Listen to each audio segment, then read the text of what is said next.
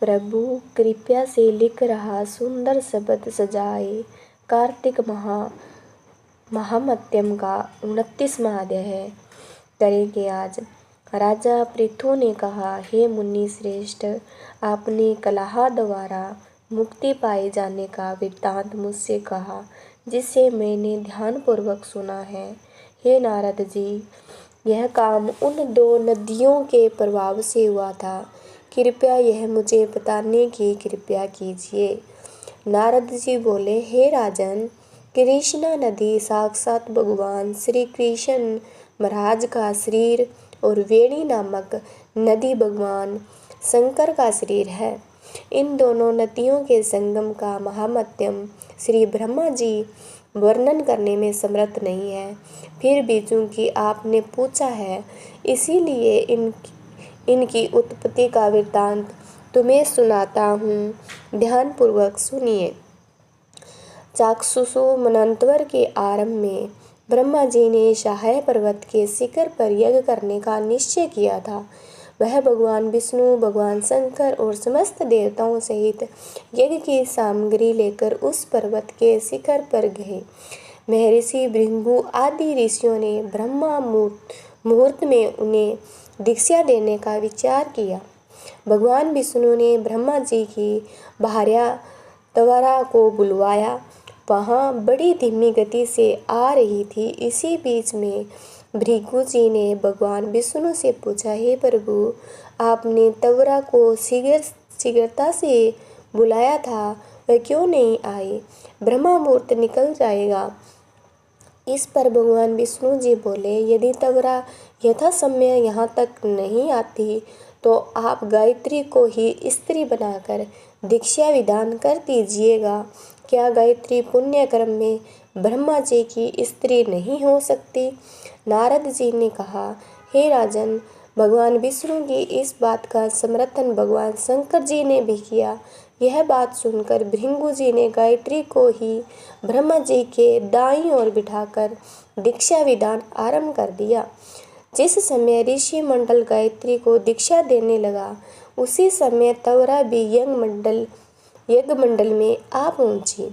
ब्रह्मा जी के दाईं ओर गायत्री को बैठा देखकर ईर्ष्या से कुंपित होकर तवरा बोली, जहाँ अपूज्यों की पूजा और पूज्यों की अप्रतिष्ठा होती है, वहाँ दुर्भिक्षक, मृत्यु तथा भय तीनों अवश्य हुआ करते हैं।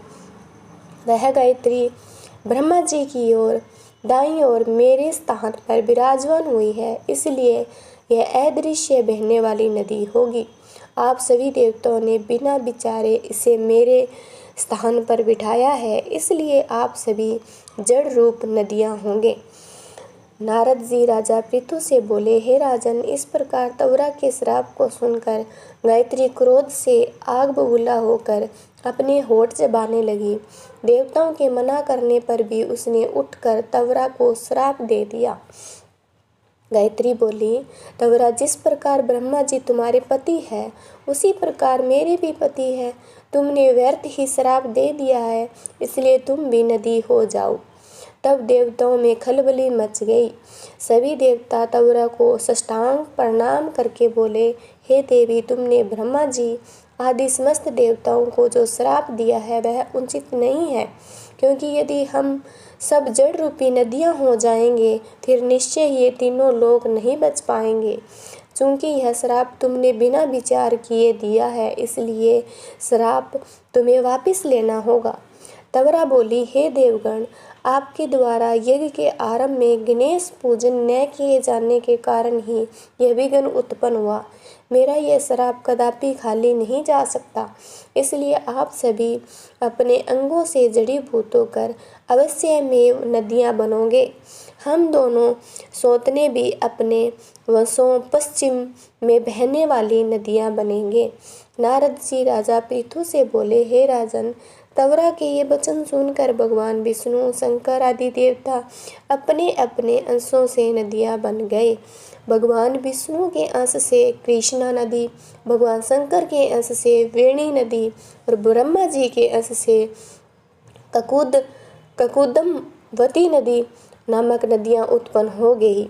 समस्त देवताओं ने अपने अंशों को जड़ बनाकर वहीं सहाय पर्वत पर फेंक दिया। फिर उन लोगों के अंश पृथक पृथक नदियों के रूप में बहने लगे। देवताओं के अंशों से जो सहस्त्रों की संख्या में पश्चिम की ओर बहने वाली नदियाँ उत्पन्न हो गई। गायत्री और तवरा दोनों पश्चिम की ओर बहने वाली नदियाँ होकर एक साथ रहने लगी। उन दोनों का नाम सावित्री पड़ा।